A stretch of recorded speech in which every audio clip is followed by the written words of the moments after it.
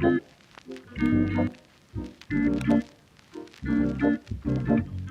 everyone, this is Angela and welcome to my channel, Angie the ENTJ. Please be sure to like, subscribe, comment, and click on the notifications bell so that you'll know whenever I upload any new content. See, this is what Dusties do. Y'all, let's watch this and then I'll be back with my commentary.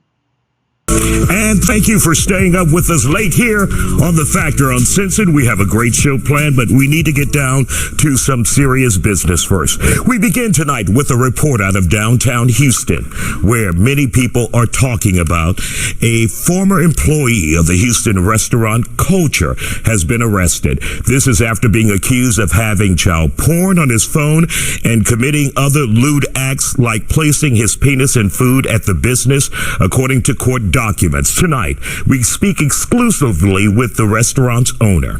But first, some background. According to court documents, the former employee has been identified as 28-year-old Othello Holmes.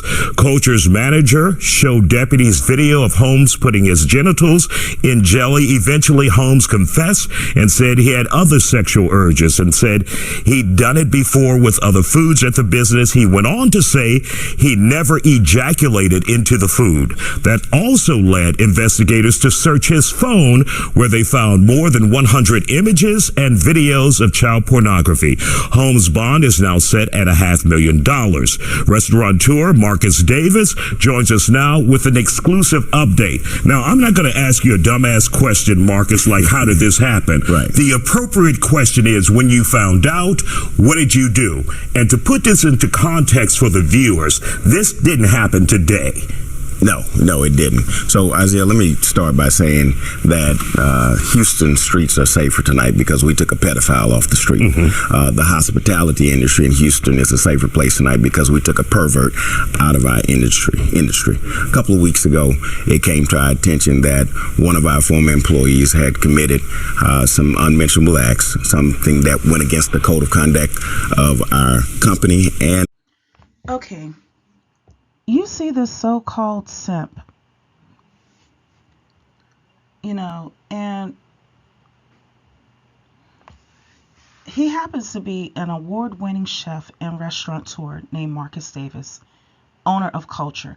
That man has easily spent millions of dollars into that restaurant, from outfitting it and maintaining it and having to keep up with its inventory, as well as paying the staff. Many restaurants collapse within 2 years of opening for business.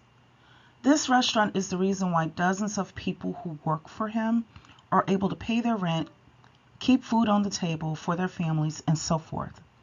This so-called simp offered an opportunity for this Dusty, Othello Holmes is his name, offered him an opportunity to use this as a platform to become great if that's what he wanted to do. And we can see, obviously, he did not have any interest in becoming great. He could have also gone to school to become a chef himself and then venture out to either open up his own restaurant or eventually join in a partnership with Marcus Davis, on some level. Maybe open up a business that funnels inventory into Culture on down the line. So many opportunities at the tips of his fingers. But what does he do? You see, here he is. What does he offer to us, y'all? I don't see any housing. And I've been practically everywhere in this country. I haven't been to Alaska and Hawaii yet, but I've been to every state in this nation. From the south of Chicago to the east side of Columbus, Ohio, to the south side of Dallas, Texas. What's some other places? Gary, Indiana. Yeah. Home of Michael Jackson. It looks like a tornado came through and tore it to pieces. However, Maryville, Indiana, which is even further away, because see, Gary, Indiana, for those who don't know, is 8 miles away from Chicago. So basically, even though it's in another state, it's a part of the Chicago metropolitan area, culturally speaking. So you have similar places in the country, such as like St. Louis and East St. Louis, for instance. They're situated on 2 states. You have Kansas City, Kansas and Kansas City, Missouri. You have the Cincinnati area, which sits on the border. Cincinnati is in Ohio, but it's right across the river from Kentucky. So, just like places like that even though they're situated in another state, culturally speaking, they're kind of like a part of the same urban area. Okay, so Gary, Indiana is only 8 miles away from Chicago. Looks like a tornado tore through it. Okay, and it never was rebuilt. But even further away from Chicago is a place called Maryville, Indiana, which looks to me the way that Gary, Indiana should. And Gary, Indiana is the home of the Jackson family. It just baffles me. But when you go down to Memphis, Tennessee, to Graceland, where Elvis is, you see where his home is, and across the street from his home is a museum and everything dedicated to, what his life was. And Elvis, you know, passed long before Michael Jackson did. And Janet Jackson is still, alive and well, thankfully, as well as some of the other Jackson siblings. But look at how their hometown looks. People come from all over the world just to see where they grew up. I've been there. Child. Like I said, what do these Dusties offer? You see, but they have the audacity to call the few men who are actually being real men simps. And then if that's not bad enough, the simp offers them an opportunity to earn an income that will assist them on the path of living a dignified life. And this is what they do. This man was putting his junk into the food at this restaurant. And of course, the restaurant had to throw away literally thousands of dollars worth of inventory. And then had to spend thousands of dollars repurchasing that same inventory. And for those who have never worked behind the scenes at a restaurant, let me give you some insight. There are some processes that take a few days to achieve a signature taste. For instance, anything that involves fermentation, anything that involves like you got to marinate it for a little while or some level of infusion, if you got to smoke it, that does not typically begin that exact same day. Or if it does begin that day, let's say the restaurant opens up at 5 p.m. There might have been people working in that restaurant since 3 a.m. just so that you can have that, whatever that signature taste is, right? So, like I said, some things may have had to process over a few days to achieve that distinctive flavor that the restaurant is selling. So there's a considerable amount of lost time and energy just because of this Dusty. They couldn't sell food that day because they had to throw out all of their items. Then there were people who didn't work that day. Even if they paid the people, money, still, a lot of servers, they make their income by tips. So the servers didn't have an opportunity to get the kind of tips that they normally would be getting. All because of this Dusty. You see, Dusties ruin businesses. As I mentioned before, I've been to all but 2 states in the Union. I can tell where you are by looking at the trash in the streets and the boarded up buildings. Also, the considerable number of you all walking around with your pants sagging, and the smell of urine that has been cooking in the heat of the sun on the sidewalks. You can't live under these circumstances as a woman with your children, your young and impressionable children. Just to go for a walk. Can you imagine? You're there, you want to walk around a neighborhood where they're having drive-bys, bullets ricocheting off of buildings randomly. And even if there wasn't a drive-by happening that day, just to walk around, there's broken glass, needles. And then you got to worry about yourself and your child walking in urine and defecation. It's a health hazard. But they have the nerve to call the men who are trying to make things better the simps. You dusties crap on legacies too. This man was unalived in broad daylight, in front of a crowd, fighting for the betterment of your own condition. Dr. Martin Luther King Jr. Now, practically everywhere you see this man's name, we see your signature crime scenes, trash, chicken bones in the street, broken bottles, needles, urine and defecation, blighted buildings, as well as black market activity. You do this on purpose. You do this on purpose. See, look at how you keep your neighborhoods. No, they're not neighborhoods. They're hoods.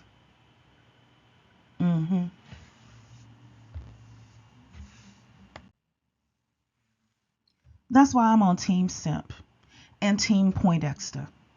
See what happened back in the day? The thug culture took off. I'll talk about that one in another video about what happened. Because it wasn't always that you would find young men walking around with their pants sagging. They did other stuff like wear a zoot suit, like my grandparents would say, to kind of rebel against the established order. But they weren't walking around sagging their pants. See, they started doing that back when their fathers were leaving their mothers and leaving them to fend for themselves, while going and being with the very women that they talk about today. But like I said, I'll cover that at another time. So because they were rebelling against their father and taking it out on the women that tried to keep them on the straight path, that kept telling them, just go to school and get your education, be better, be bigger, be greater.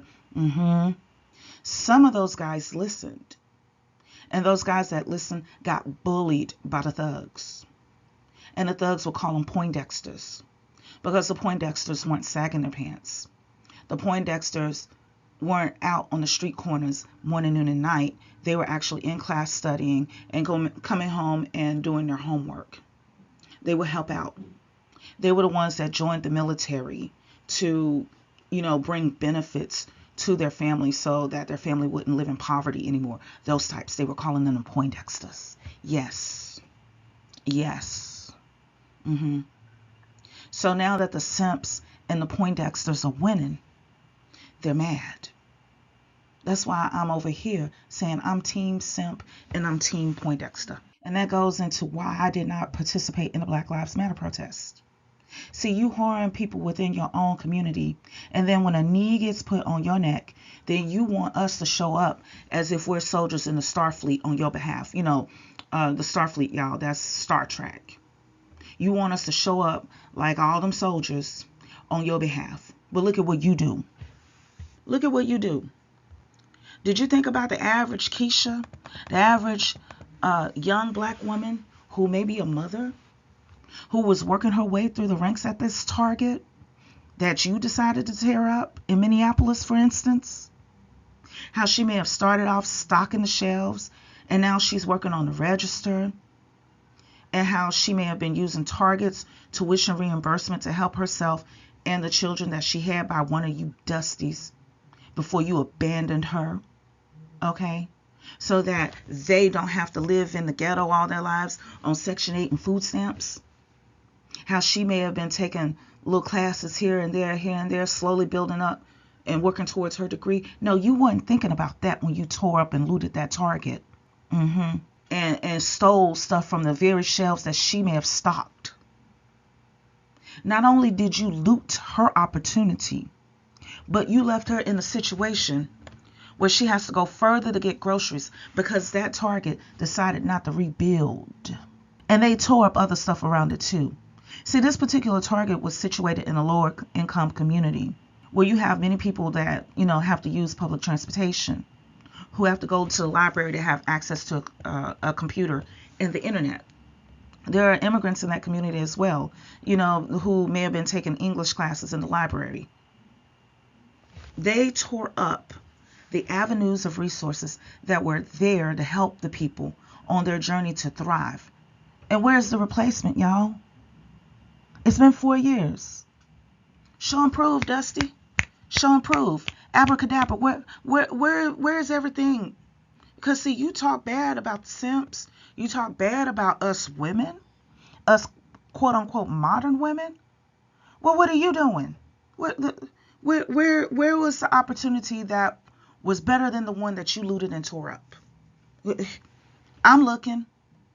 I don't see anything. That's why I say these Dusties are afraid and jealous. They are afraid of being left behind, and they are jealous of the men who are able to keep up. They are also afraid of the girls and the women who are going to reject them because they lack what it takes to be seen as attractive by them. Listen, graduation season is upon us, and these Dusties are coming for the jugular of young women and young men who have bright futures ahead of them. Think about it. And especially, listen, if you are a parent, especially mothers, think about it. You worked your 2 jobs in a paper route. You drove DoorDash, Uber Eats, Postmates. Okay, what's another one? Shoot, I can't think of it, but you get what I'm saying. Okay? You worked as hard as you could to keep your children from being caught up into the Dusties ghetto. You worked morning, noon, and night to keep them out of Blackistan. Listen. His last attempt on your child is going to be at a graduation ceremony and at the graduation parties, at the little sweet 16 parties. And it's not going to end there. They will even be trying to poach your daughters, especially from college campuses, trying to get her to fall in love so that he can knock her up and rob her of her resources, or worse. Listen, if you have children with bright futures, you better tell them to be on guard for the Dusties at all times. Tell them to have as much mercy on these Dusties as this Dusty would have on them. Because see, I want to say like in the early 2000s, there were girls that were getting caught up, going to jail, taking charges because they were caught handling some drugs, because they were so in love with this Dusty. That Dusty didn't give a what about her. He was just manipulating her so that he can make some money. He probably had other ones doing the same thing. See, I do support the West B movement and women taking control of the situation altogether by shutting ish down. However, before it became a movement, there were other little things going on. And I say this respectfully. There were other situations that were happening to show us that Dusties were being left behind to deal with their own devices. And they were fighting it. It showed that they would no longer get a chance to have access to the people they once abused. And they've been acting out all this while. They never ever said to themselves, hey, you know what?